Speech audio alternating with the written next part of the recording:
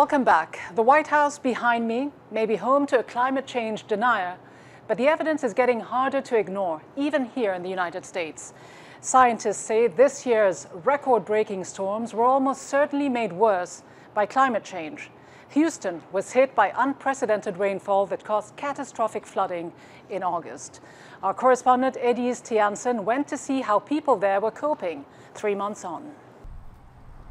Jessica and her family are grateful that Hurricane Harvey left their home standing, even though inside it was flooded halfway to the ceiling. All this was molded or whatever. They've lost all their furniture and personal belongings. For the last 3 months, they've been living on donations, since they still haven't received any financial assistance. We had insurance, and we had to send the insurance paper to FEMA, so they still say it's pending. We are eligible, but it's pending. So they haven't done anything yet. They just say you have to get paid by the cubes. The air mattresses they sleep on and the only table in the house have all been donated by their local church or the local middle school, where Jessica helps out in larger donation efforts. Hundreds of pieces of clothing and school bags have been donated from other children across the country, some with an attached note of moral support. Don't focus on tomorrow, focus on today. I know how it feels to lose your home. Mine got hit by a tornado in 2011. You are not alone. Remember that. Madison S. On top of these seasonal donations, about 90 children also receive a weekly food ration. The Student Council says this helps ensure some stability in the lives of children who are still displaced. Our families and our community struggles in some different ways, and so with Harvey hitting, it definitely took another toll on them financially. Of course, them having to, leave their apartment or leave their home. So now, on top of things, now they're having to put any extra money or the little funds that they did have into trying to rebuild or find new places to live, and to not only that, but to gather new supplies, new clothing, new furniture, those types of things. Nobody predicted that Harvey was going to hit Texas so hard. 3 months on, Texans are still struggling to get back on their feet. And climate change bringing more intense weather conditions than ever, the concern now is how to cope with future hurricane seasons. At the University of Houston, they're watching closely for changes in weather patterns. Professor Peter Copeland says that warming temperatures will likely create more big hurricanes in the region. Well, we can consider the likelihood for hurricanes to be associated with the temperature of the water. And as the temperature of the ocean increases, that's the fuel for hurricanes. The chance is that events like Harvey, events like Maria are going to be more common in the future. Jessica's family know they won't be the last to suffer from extreme weather. For now, they're just doing their best to cope. It is Tianshan, TRT World, Houston, Texas. So despite the apparent threats at home, the US is pulling back from its global commitments on global warming. But how much of a problem is that for the rest of the world? We spoke to Han Chen from the National Resources Defense Council. Her big idea, and her opinion, is that the world doesn't need the US to lead on climate change. The world doesn't need the US and Trump administration to move forward on tackling climate change. There's already so much that we've seen countries do in spite of US inaction. Right now, what we're seeing is that there's several countries that are leading the way when it comes to global climate action. There's China, there's India, there's the EU. China has been able to move ahead on developing wind and solar projects totaling over 300 gigawatts. Now, that's more than the total coal consumption of the US combined in 1 year. India has also been a leader in tackling climate change because for a developing country which has a significantly lower GDP, they've actually committed to very high standards for how they will develop in the future. They have huge needs when it comes to power for a population where hundreds of millions still lack regular access to electricity. And yet they're already saying that they will provide 100 gigawatts of solar power as a way to electrify and provide rural access to electricity for many citizens. The fact that the US is reneging on its global climate commitments does speak to the fact that There's a real decline in respect for the U.S. as a global superpower when it comes to these sort of issues around climate and on the environment, and increasingly on energy security. The U.S. as the largest historical emitter has a responsibility to take climate action. That said, if the U.S. under the Trump administration is not willing to take action, that doesn't stop other countries such as China and India and the EU from moving forward on climate action as we need. Well, joining us now to talk more about this, our guest, Manish Bapna, is the Managing Director of the World Resources Institute, a research organization focusing on global sustainability. And Daniel Richter is the Legislative Director of the Citizens Climate Lobby, a pressure group here in Washington. And Manish Bapna, the Paris Climate Accord, although it is a voluntary agreement, was hugely symbolic. Significant in the fact that both heavyweight polluters, the US and China, were on board. Between the two of them, they account for 40% of global emissions. But without the US, can and will China do much of the heavy lifting? So the two questions people are asking are, with the US announcing its withdrawal from Paris, will China step up and take kind of leadership? And the second question they're asking is, when will China peak its emissions? On the first, absolutely. The signals have been incredibly encouraging from the head of state down. There's every signal suggests staying in the driver's seat, being a torchbearer, continuing to lead on climate action. And beyond signals, they've taken actions, right? They've cut down their investment in the coal industry, though they are very much a coal-based economy. And they've also invested in renewable energy. Absolutely. So big thing about reducing how much energy they consume, shifting from heavy manufacturing to services, and then also investing significantly in renewables. Just last year, they invested almost $80 billion in solar and wind. The US only invested $45 billion. So they're really living up to their promises. So twice as much as the US. Daniel Richter, when you look at the US, and although it's important just to say that it is still nominally part of the Paris Agreement, it can only actually get out of the agreement at the earliest at the end of November of 2020. How will it affect the will of other countries to actually take action if the US simply isn't there? Yeah, that's another really interesting question, because I think there could be an argument that with the United States withdrawing and less at the table, there could be more space to have bold conversations. You wouldn't expect the United States under this administration to be much of a facilitator of action. Potentially they would be obstructionists. And when President Trump was considering this, I heard there was discussion of countries who have existing prices on carbon, talking about putting border carbon adjustments on their prices on carbon. And I think that would really be a strong forcer for the United States to take action. But how does it affect the developing world, though, to see the world's richest nation simply say it isn't interested in this whole process? Because developing countries like India still very much depend on the financial aid they would get from the developed world. It's true. I don't think it's good, but there's the question, this is not an ideal circumstance that we're in if you're interested in climate change. So then in this non-ideal circumstance, is there more of an opportunity where if the United States is there and is perhaps playing an obstructionist role, or is there more of an opportunity if the United States is just staying out of it? I think it's bad for the United States.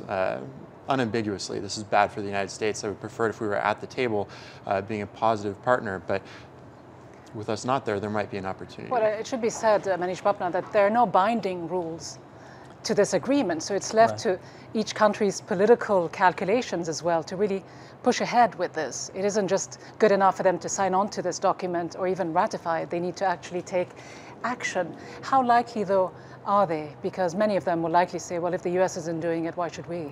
So there was quite a bit of concern that with the US's announcement, will other countries just not take this seriously? But what we're seeing is this is actually stiffening the spine of a lot of countries. You have, since the US announced its withdrawal, every other country has signaled that they are recommitting to the Paris Agreement. You have countries like Fiji that's hosting the next climate convention, signaling they're going to go 100% renewable energy by 2030. Costa Rica is going to go carbon neutral by 2021.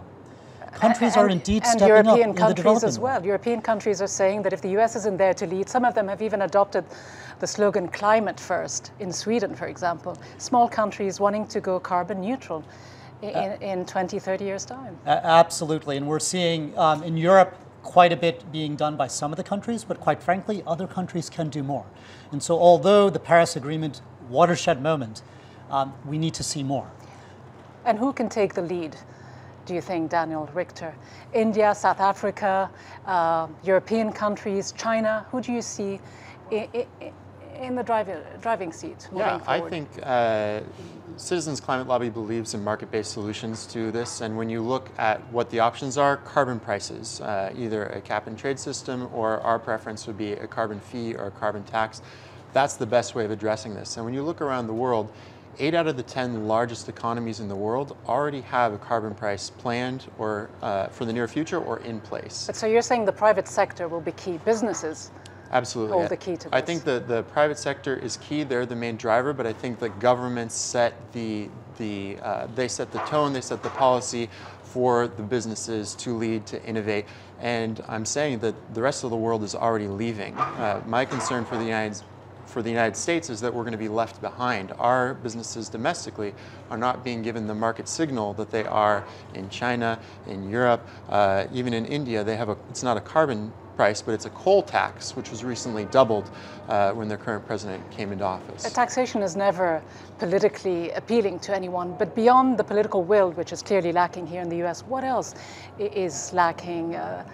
Do we need more of an environmentally conscious sort of populace to really throw its weight behind these types of decisions? So I think the big change that's happened over the past few years is an increasing recognition that climate action makes good economic policy. It's good for growth. Increasingly, we're seeing the cost of clean energy come down, be more competitive than fossil generation. People see the value of public transit. You look at what's happening in Asia and China and India, air pollution choking cities.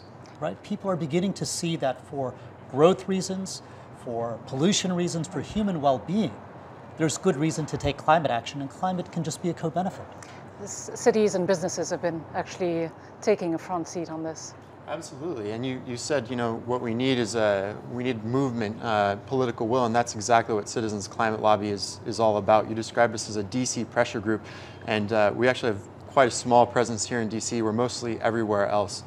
We have 90,000 volunteers around the country, volunteer every congressional district, and the essence of what CCL is teaching citizens how to take their citizenship to the highest level possible, giving them that real-world practical training for how to be a citizen, how to make your voices heard, how to bring those cities, those local influencers, endorsers in your district, your community, to the table to help them lift up their voices. Just finally, as well. Are you confident fossil fuels will be kicked off the table anytime soon? Soon, absolutely. They say the Stone Age didn't end because of a lack of stones. The same will happen with fossils. The question is, will it happen fast enough? And that is what we need to find. That is the key question. Manish Bapna and Daniel Richter, thank you both very much indeed. Thank you. So China is taking action to start cutting the damage done by fossil fuels. I asked the World Bank CEO, Kristalina Georgieva, if we are beginning to see a complete role reversal between the two biggest polluters, the US and China. Well, China has stepped up very significantly. You look at the presence of China in solar. Some couple of years ago, it was practically non-existent. They now have $80 billion strong solar production industry. And they are making very firm commitments around their climate emissions path.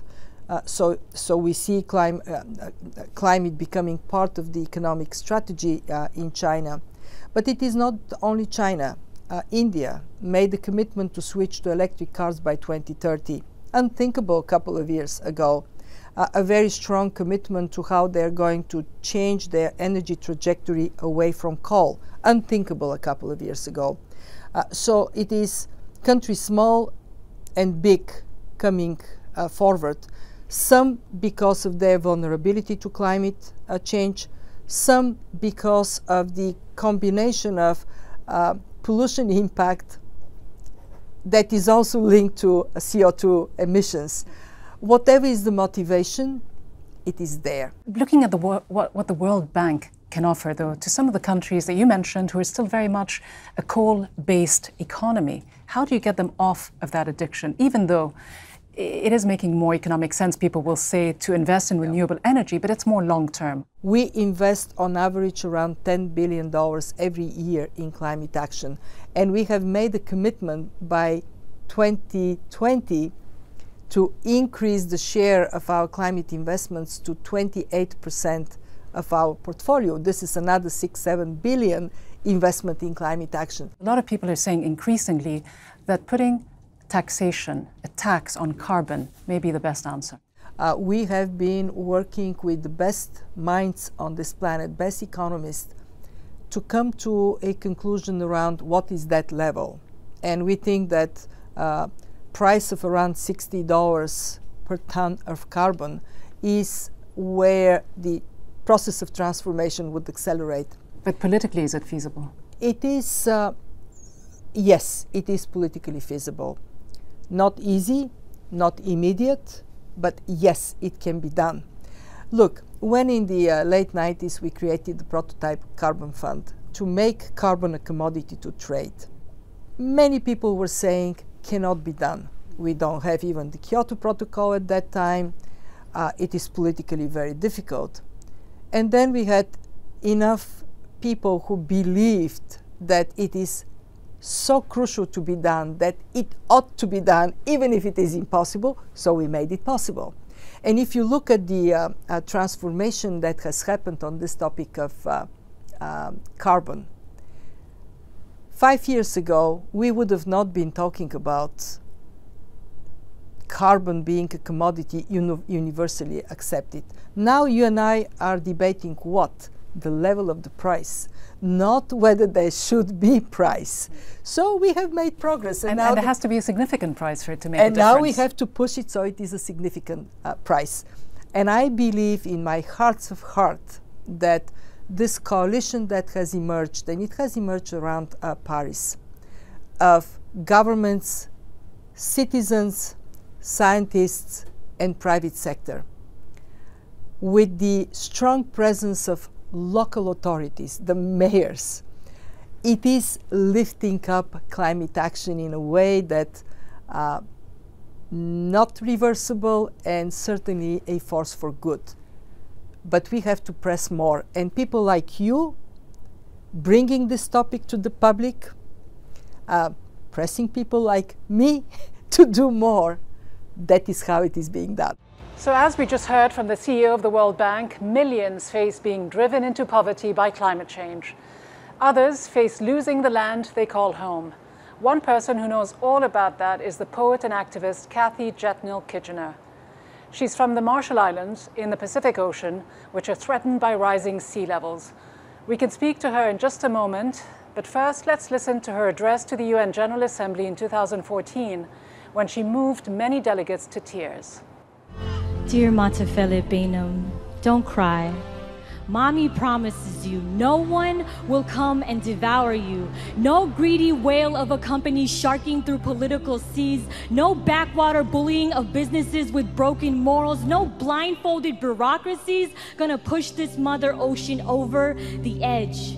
No one's drowning, baby. No one's moving. No one's losing their homeland. No one's becoming a climate change refugee. Kathy, in the couple of years since your performance at the UN General Assembly, have you and have the people of the Marshall Islands heard what they might have expected from world leaders on climate change?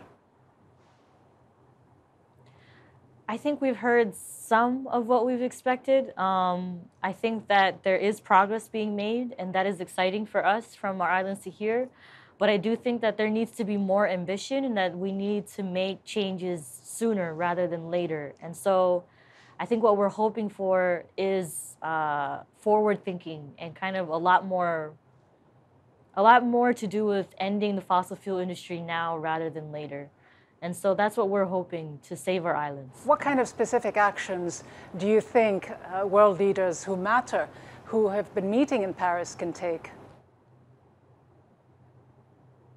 Well, I think that those who are, especially those that are coming from first world industrial countries, they need to end fossil fuel now. They need to end the reliance of fossil fuels, end the era of fossil fuels now. Keep it in the ground. Stop opening, stop creating more opportunities dig for coal or to dig for, you know, to rely on these kinds of fossil fuel industries. And we need to shift to 100% renewable energy as soon as possible. We need to hear the voices of indigenous people at the front lines. You know, our voices and our stories and our platforms need to be heard at every level. Not just as, you know, victims of climate change, but as leaders. But do you think that world leaders can push more, should push more against some of the special interest groups who have been fighting against efforts to decarbonize their economies? There are many here in the United States and elsewhere in the world who still argue that climate change is not an existential threat. What do you say to them? I mean, I think that's already been disproven by a huge amount of scientists around the world. I think that most of the world has already, you know, come to the agreement that climate change is a real threat, is more than just an existential as well as. But what is it like for you specifically? Threat. What is it like for you and for your fellow Marshallese? Well, I think for us, in the Marshall Islands, we are living, again, I said it already, we're living in the front lines. You know, our islands are only 2 meters above sea level. There's ocean on either side of us. It's so thin, there's no mountains, there's nowhere to run to. And so because of that, we see the changes that other people in the world don't see right away. And we're seeing the rising sea level. We're seeing floodings that are destroying homes, that are destroying our crops at a more frequent level than we've seen ever before. I mean, in the past 5 years alone, we've had 4 or 5 floodings a year, and that's more than we've ever seen before. We are having higher droughts. And I literally visited an island that 10 years ago was lush, full of coconut and pandanus trees, and is now just a pile of sand and rocks. It looks like a sandbar. This is what all of our islands could look like. And it's already happening right now. This isn't something that's happening, you know, years down the line. Poet and climate change activist Kathy Jetnil-Kidgener, thank you very much. So 2 years after the Paris Agreement, we are coming to the end of another year of rising temperatures. And the question remains, are we really seeing meaningful steps? Or are the meetings, the public pronouncements, and the photo ops a convenient cover for a lack of action? Because the planet is not waiting and the evidence is all around us. From a disappearing glacier in the far south of the Americas to a shrinking reservoir hit by drought in South Africa, or this glacier in West Antarctica, where another block of ice, a mile long, broke away this year to add to rising sea levels. And perhaps we must all ask ourselves if we are doing enough to hold our leaders to account and demand real change on an issue that will, sooner or later, affect us all. From me, Rida Fakhri, and the entire team here, goodbye.